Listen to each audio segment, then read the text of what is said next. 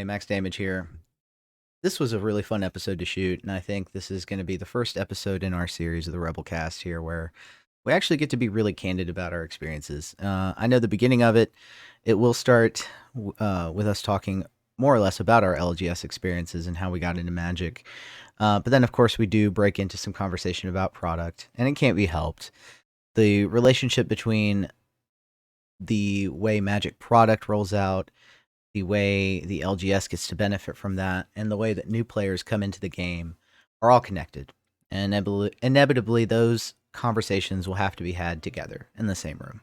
So, while I think it would have been great to have shot a whole episode just talking about LGS stories, and in the future we can get to that, I think it's important that in the end of this episode, as you'll see, we bring it all back and circle it back around and talk about how, the pandemic, digital magic, product fatigue, all those issues affect the way that we see the LGS experience.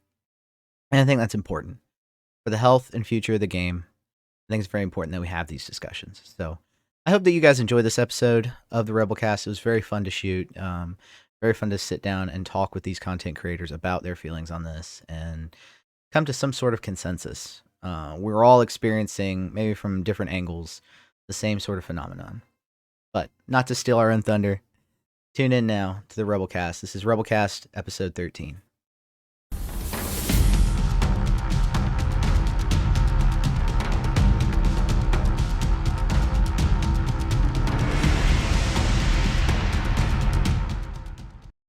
Today's topic is LGS experiences, and good or bad. I don't want to just be positive, right, or negative. Just had some good ones, had some terrible stories, had some funny stories.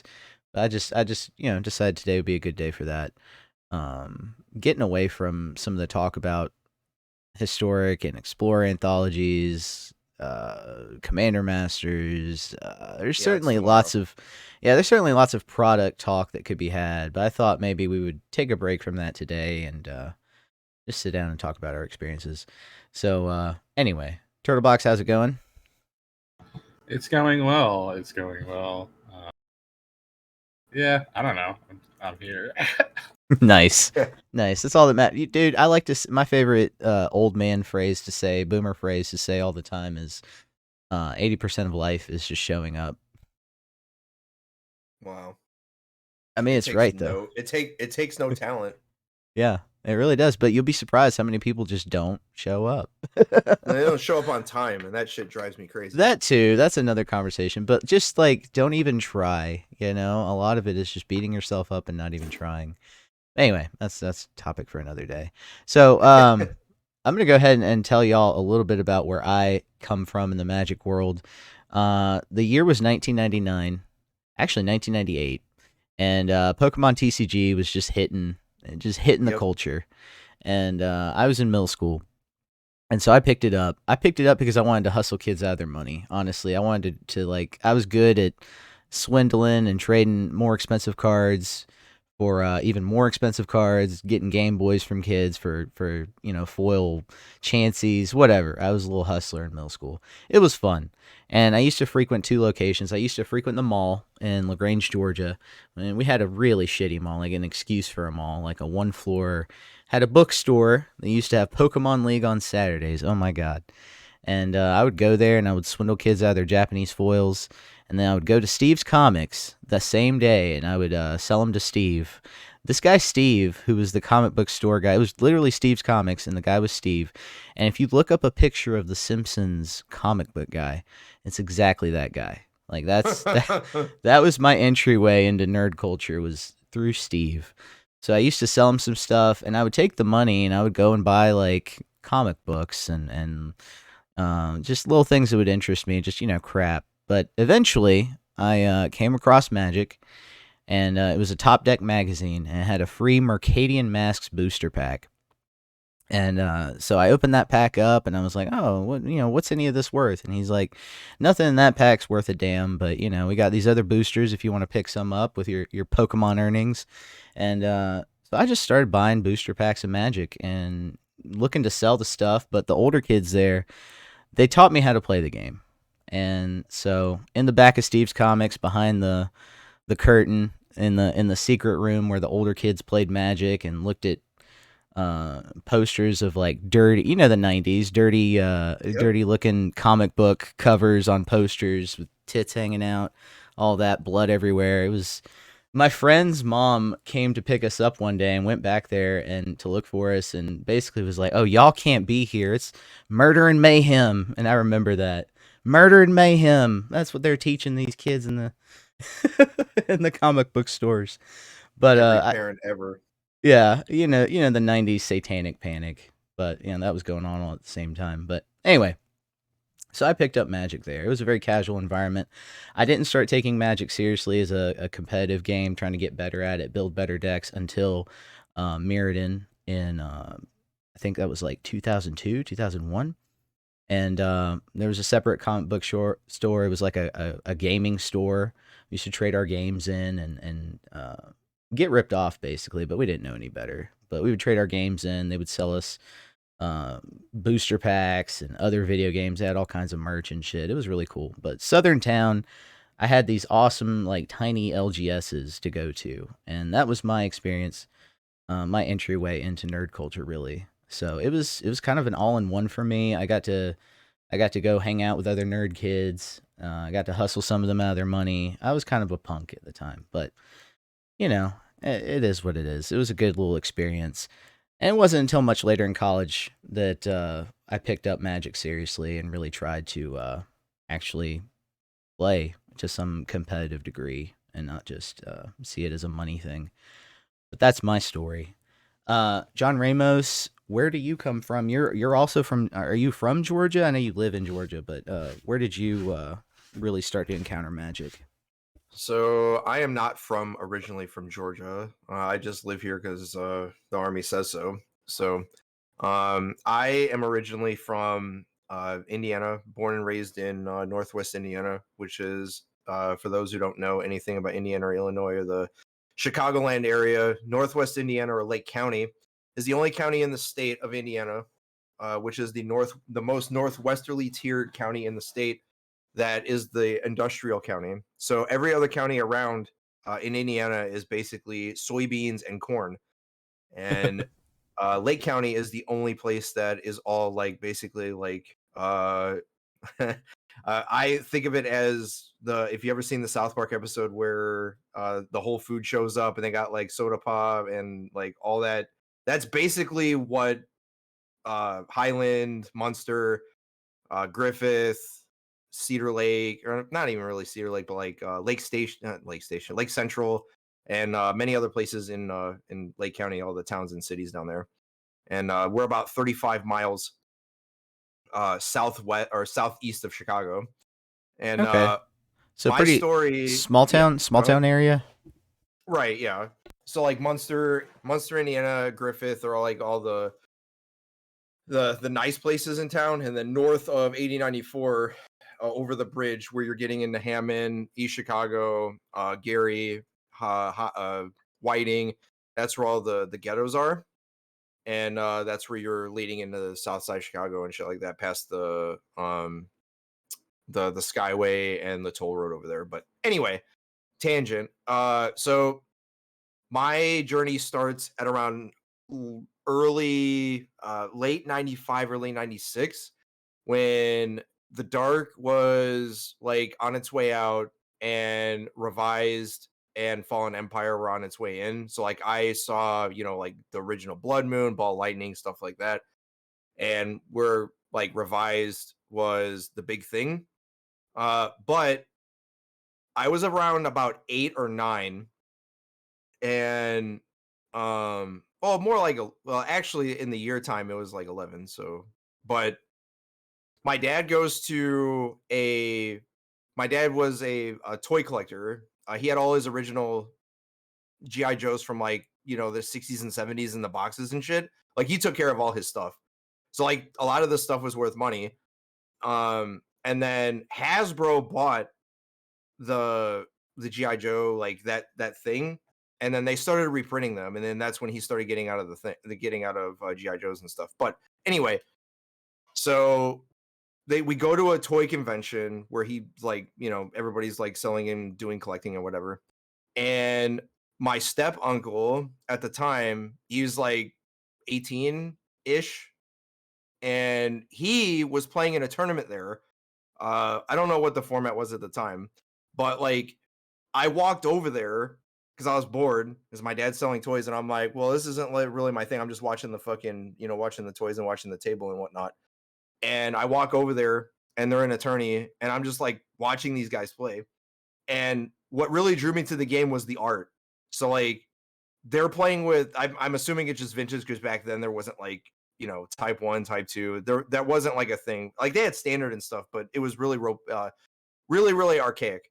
And um I got to see like Ollie from Kairos, Nether Void, stuff like that.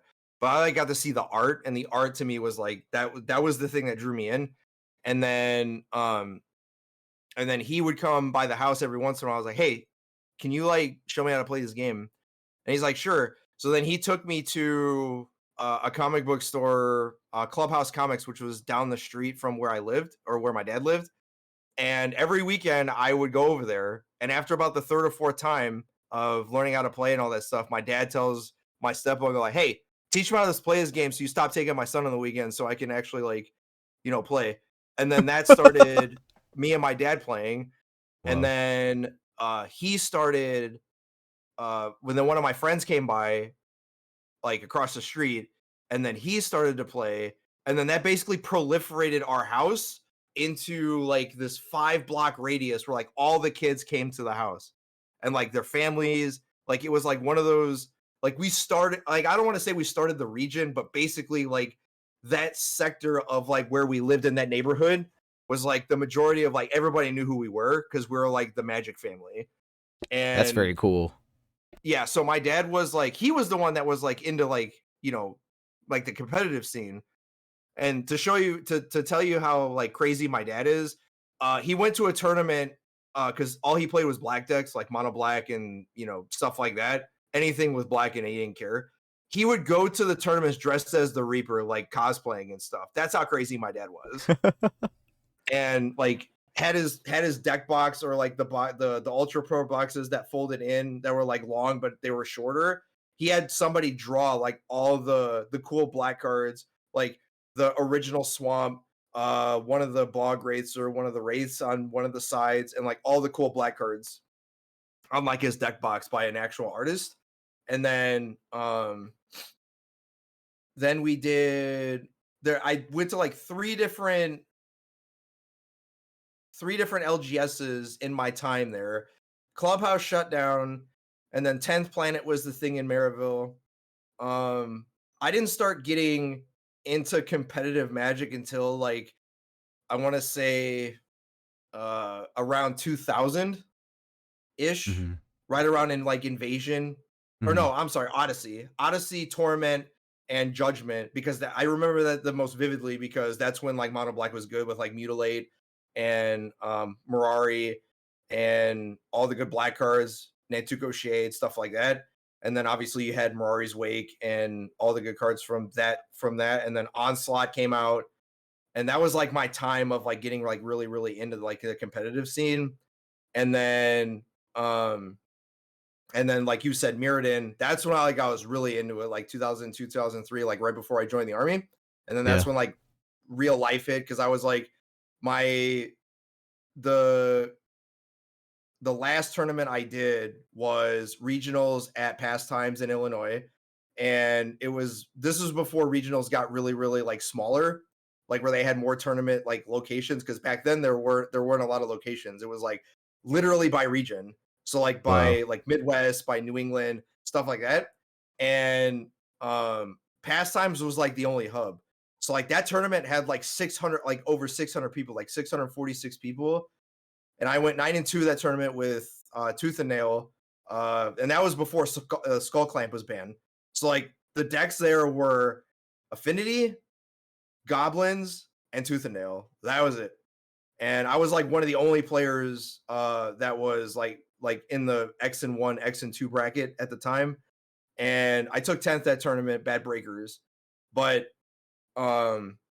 and they spelled my name wrong on the SCG article when they did it. Like, Imagine that. yeah, I was like the last opponent for one of the article writers, and he spelled my fucking name wrong, so whatever. But yeah, that's like the whole how I got like into the competitive stuff. But like my dad was really the reason, because like I just did it just for fun. But then he like took it to a next level, and he like got like a bunch of other people to play, and our house was like the hub. So like we would have people over where Yeah.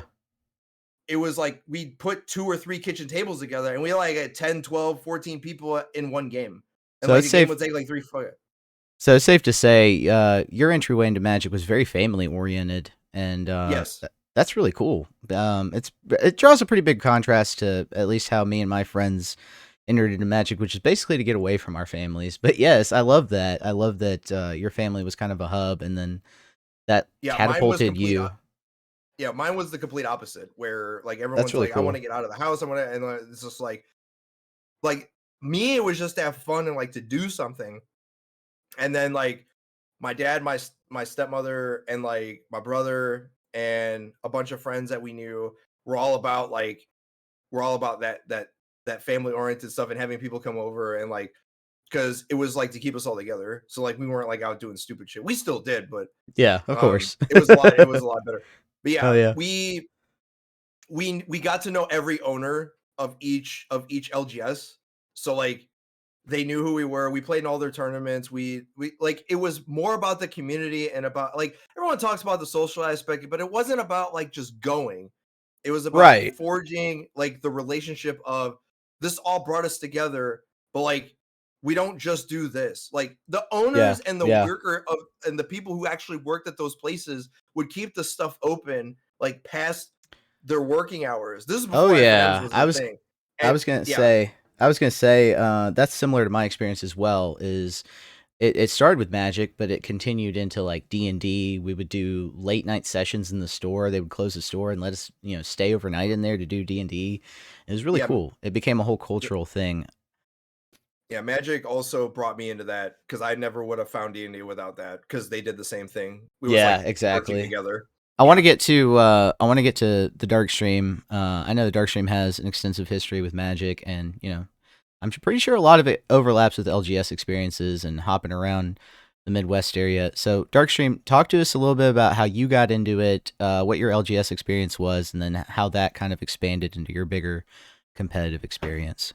I mean, I started at a fairly young age, but for me, honestly, competing at FNMs turning into competing at JSSs, that was what really got me into competitive Magic, and I wish that program would get reinstituted because it was beautiful. You had Talk to us kids that about were that. You've brought it up in the past a few handful of times, but I think I want the folks at home to understand what we're talking about here. The Wizards used to have a different focus. Talk to us about it.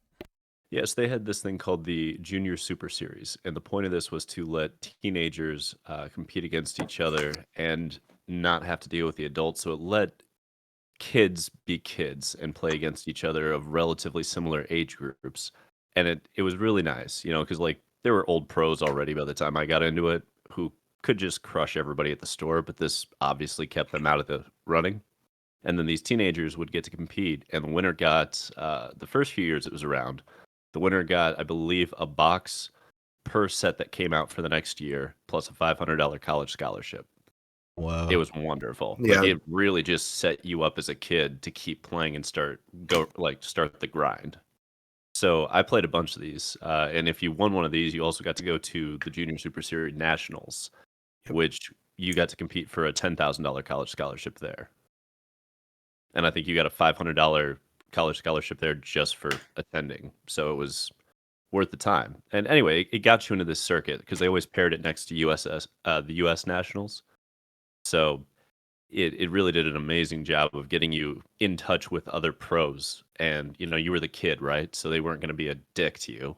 They were, you could ask them a few questions and be like, hey, so why'd you play this? And they'd just tell you. They'd lay out the logic for it. And it was like watching a bulb come on in your mind. So anyway, that was what got me into it. LGS is lifeblood of the community. It's where everybody gathers. whether an LGS is good or bad will make or break a Magic community in that region, as far as I can tell. What does a good versus bad LGS look like, especially in that time period? What are some of the differences? I feel like a lot of LGS owners have applied a certain kind of logic that basically amounted to I like playing card games and people like me, so I'm going to open a store because it's less depressing than my parents' basement. And I hate that became a thing for a while there. And like these LGS stores usually flame out, but like this is the yeah, I really do have a job, but really it's an excuse kind of vibe. And they just wanted to hang out with their friends and play, and they managed to squirrel away enough money to make the dream last for a few years, you know? And those LGSs, I mean, most of them have died at this point. The good ones are really just charismatic motherfuckers that play Magic. That's usually who owns them. You know what I mean? It's just some charismatic people that are like, I love playing Magic. I'm charismatic. I know how to keep a crowd around. You're corralling a group of people that tend not to be very sociable and not understand all the social contexts and clues. And that's not something that you can easily do as an LGS store owner unless you have some charisma. Very true. Do you think is there a pro to LGS owner pipeline, or is that an old thing? Pro to LGS owner pipeline. I don't know, honestly. It's been a minute since the pandemic. I haven't really gotten out and checked out all the old haunts and seen what, where things are these days.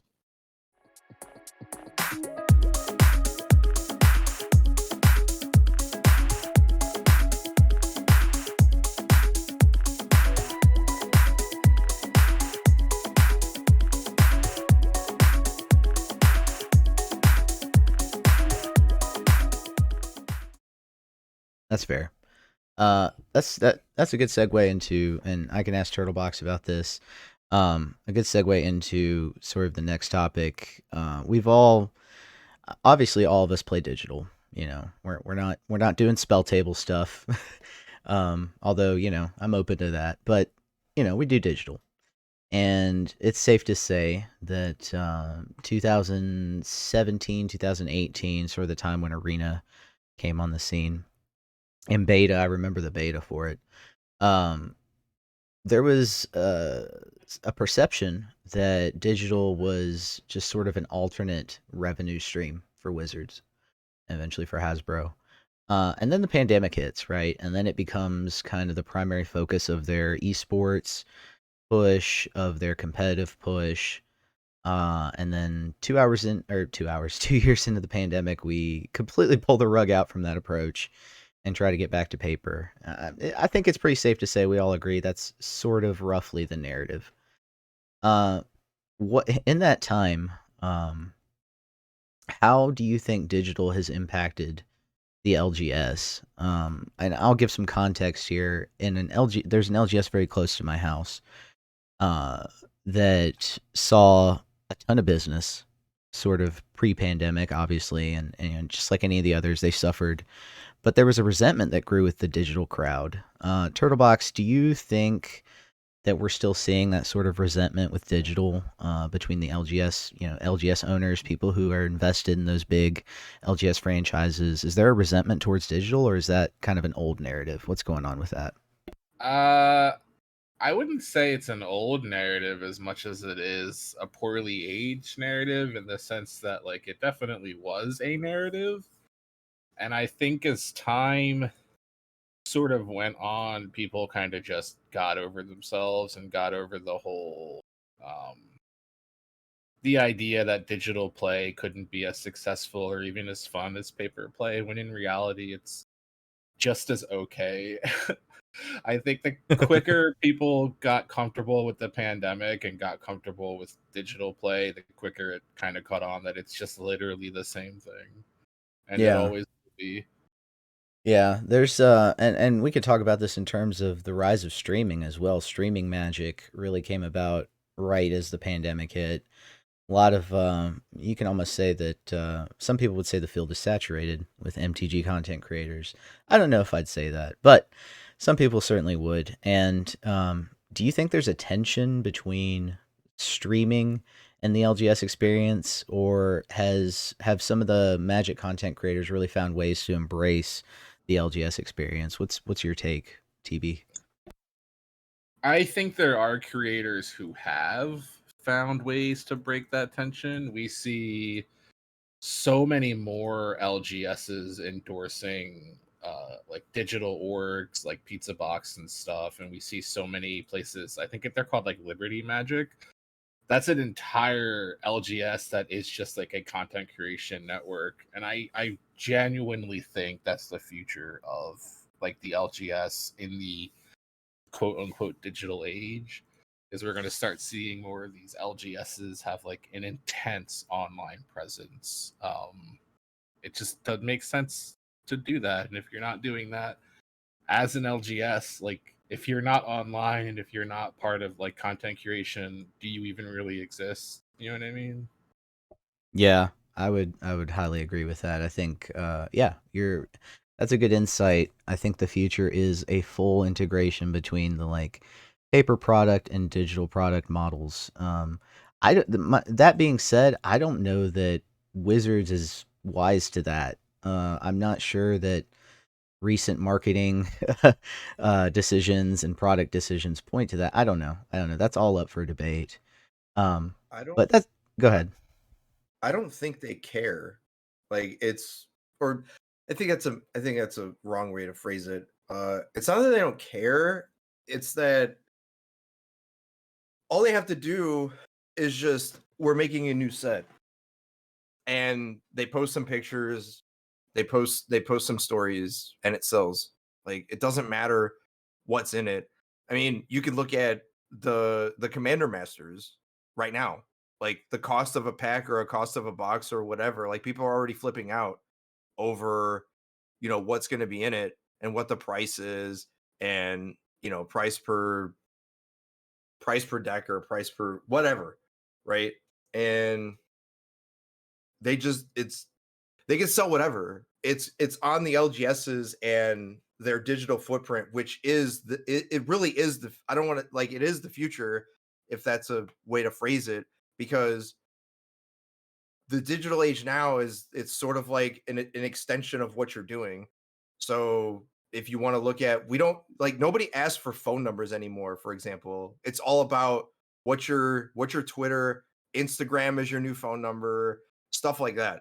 So like if you don't have a digital footprint, you're already behind because you're not reaching enough people. Word of mouth is not to say that it's bad, it's just this doesn't apply anymore because the digital age and the way that algorithms and how that what's the word I'm looking for, how that vision or um how to get noticed, or there's a word for it and I cannot say it, I can't find it, but Reach. um yeah, reach or being noted, like there's yeah, reach is, I guess, is the best way to say it.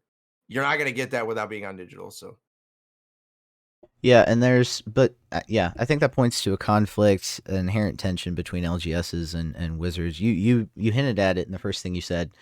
Uh, there's definitely this kind of like they don't care attitude about how the LGS markets their product or anything like that, the details of that, because it's going to sell anyway. How do you guys feel about that? How do y'all feel? Is that really true? Is every single set just going to sell anyway? Can Wizards do wrong? I mean, Commander Masters is kind of like it's the same price as the last Master set. Am I correct in saying that? But we're still seeing this perception that it's too expensive. What's going on there? Dang, I don't have my. remaster draft booster box. So yeah, well, I don't know what the original price for Dominaria Remastered was, but right now it's at $134. Is that the draft booster box? Yeah. Okay. And So then what's the price of Commander Modern Hori- Masters? Go ahead. Modern Horizons 2 right now is 231. Yeah, that sounds about right. What's the price of a draft box of Commander? This is what everyone's really complaining about is the Give price me of a a second draft here. box. Like nobody's going to be able to draft this set is what people are saying. And I haven't What's investigated it interesting yet, but go ahead. is I saw an argument that they shouldn't, and this was from Twitter, so I don't really know how serious. Right. Right. But it was somebody arguing that these sets shouldn't even be given limited. I saw that. I did see that. That's Yeah. literally how they get. That's literally how they get the product into circulation. Yeah, and it was such a weird argument and almost seemed, I don't want to say gatekeepy, but it almost seemed really ill-informed about how product was Yeah. actually made. Well, like the price of the draft set is $316 right Okay. now, pre-order, down from $350. So like it's a reprint set of like really I don't oh my god, I'm gonna start ranting. Listen, I don't think anybody understands, like, this is literally what Commander players want. They just don't like the idea that they're the literally over 50% of the reason why cards are priced this way is because the majority of the stuff that isn't constructed playable in these standard all the way to competitive play. Like, you got cards in certain sets that see no command or see no constructed play, and some of them that do, that are commander staples that are through the roof, and you can't reprint them fast enough. And when you do, Wizards is highly aware of the secondary market, and they're going to just print the stuff to demand usually, but that people are going to price it specifically at what the reasonable market value of all the cards inside the set are per the box. So like you can't have it both ways. It's one or the other. Like, This you let's can't bring say it that Commander is relevant. Like, whatever, man. let's bring it back around full circle to LGS's because this is relevant. I think there's another point of tension here, right? Especially post pandemic. My God, I wanted to point to two sort of trends, and which we've already highlighted each of us in these discussions. One, the trend of new players not understanding the life cycle of Magic cards, as has been pointed out and indicate. You start at limited. You go to constructed. There's a secondary market. Anyway, the life cycle of the product. And then secondarily, the fact that to be able to run these events, whether it's a commander event, a not EDH event, Pioneer, Modern, Standard, whatever. I shouldn't even say Standard because it doesn't ever fire. But Pioneer or Modern, Ugh. there's a cost involved in running these events. You have to pay, especially the bigger the event is. You might have to pay judges, official judges. You got to pay people to maintain the place, to sell stuff, to pay your employees. And yet there's come up in recent years sort of a proxy culture. And I don't necessarily disagree with it. I think it's warranted in a lot of cases, but this is a tension point the Wizards has to account for, or should account for, in their relationship with the LGSs and the franchise LGSs, but they're not, and that goes more to the point of they don't really care how they treat the rollout of this product because it's just going to sell, regardless of whether it's on Amazon or at a mom and pop LGS. So what can be done to improve the relationship between Wizards and the LGS, and is Wizards ever going to take that step? Darkstream, you've been silent for a minute. Do you have any thoughts on that issue? Wizards trying to repair the rift of the LGS market that they Yeah. keep on dumping on. I think they should probably go back to a few things. I mean, one, pay the judges. Judges should not have to pay you. That's wild. That's weird that Mhm. that's a policy. Two, FNMs and those foils. They used to do the textless foils if you did X number of events in a month. That's how I got Mhm. like a textless foil damnation once upon a time for free in the mail. That drives a ton of people to LGSs. Player rewards. It costs, player rewards. It costs them pennies, and then people get all this really cool shit in the mail for going to the LGS. So it's a very cheap but effective and efficient marketing campaign to help promote the LGSs. And three, obviously, they need to figure out more on the PPTQ, RPTQ, how they're going to dice it up in the future. Who knows? But it doesn't. The PPTQ circuit, at least, while I didn't love that we went from a regular PTQ to a PPTQ setup, it at least did a really good job of making sure you toured all the LGSs in your state and a few of the ones that are nearby in like neighboring states.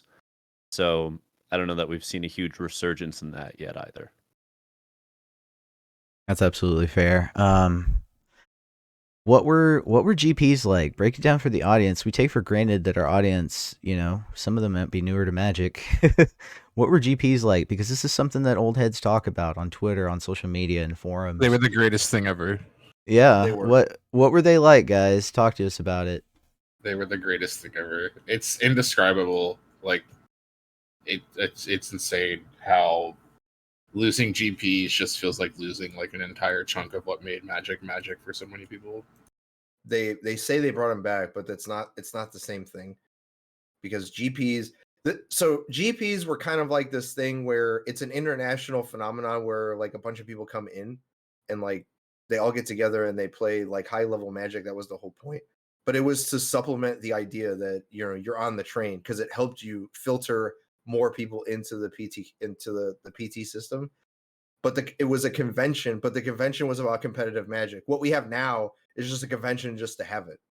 Like it's not about Mm-hmm. it's not about the competitiveness and the profession. It's not about that anymore. It's about selling stuff and I don't want to say casual because that's a negative connotation, but that's basically what it is it's not about the competition anymore. It's about the gathering, which everybody wanted, but it's not. It's only one part of it. At what The cost? gathering, correct. Like, well, not only that, but they were also running them at a GPs and PTs, like the events themselves were ran at a negative. They weren't profitable, and Wizards knew that. So it was to get people to buy in and get them hooked onto the game so they would buy more shit, right? And this is why I think the CFB GP thing was a monumental failure, because they tried to profit off of it and they just couldn't. That's a very good point that I've heard Darkstream bring up before. Is I'm just intrigued by the fact that they gave away so much free stuff back then. Because it cost them nothing. It's Yeah. I understand the player reward stuff, and they could speak on that. I know Darkstream can, because he's been around, and I'm assuming TB's also. Like, we're all a bunch of boomers here. They've been playing for 20, 30 years. Do you remember Magic Fest? Say again? The Magic Fest. Magic Fest promos like nowadays are so expensive because it's just well, that was the old DCI. Yeah, it's so sad. I think people forget, like, the newer player generation. Like, I understand that we're not in the boomer, that way of operating under how Magic was, like the reason it's as popular as it is today. I understand that. But you cannot forget where you came from. You can't forget what made the game the reason it is the way it is. Every single person that has ever been, and you can hear it on every podcast that is around. You want to go on Arena Decklist podcast, which is just the Jerry T and Day and whatever podcast now, and a few others, where they're like, the best part about playing the game was not so much about the gathering, which was a part of it, but we were gathering to hang out with friends, but playing high level Magic. The gathering was a part of it, but we weren't gathering to play casual shit. That wasn't the reason. We were gathering to compete and to also, like, at a high level. Like, it would be like, and I know this is a very, very oversimplification, but it would be like if the NBA players or the NBA would just stop high level, NBA finals type stuff. Yeah. And they're like, we're just going to not care about records anymore. Or we're just. It would be like if March Madness was just like the entirety of March NBA players just hung out with each other and actually play. Or just slam dunk contests and stuff for the kids. And they bring their local church leagues to play with them. That's all fine and all, but it seems like that's all we have right now. Exactly. We have to not shift focus entirely to one side of the spectrum or the other. We got to keep both in check. I'll have a final question for everybody before we round out here. we've been hinting, we've been kind of like beating around the bush about casual, and how I think we're all pretty much in agreement that there has to be competitive, there has to be casual. You gotta have both at your conventions, at your events, at the focus of everything. Here's my question for y'all. Is there currently, in the Magic culture, in the Magic community, you think by Wizards, a push to changing Magic from a game, franchise, and brand into a lifestyle brand? I'll start with Darkstream. What do you think on that? I mean, clearly we're in a world where wallet fatigue is something that's been ignored, and the long-term profits are potentially being sacrificed for some very massive short-term quarterly gains. So I'm not entirely sure that it's the same company that we grew up with, and I think that's been reflected in all the actions that they've taken over the last three. I mean, like, how many scandals, so to speak, have we had in the community in the last year alone between the Pinkertons and everything else?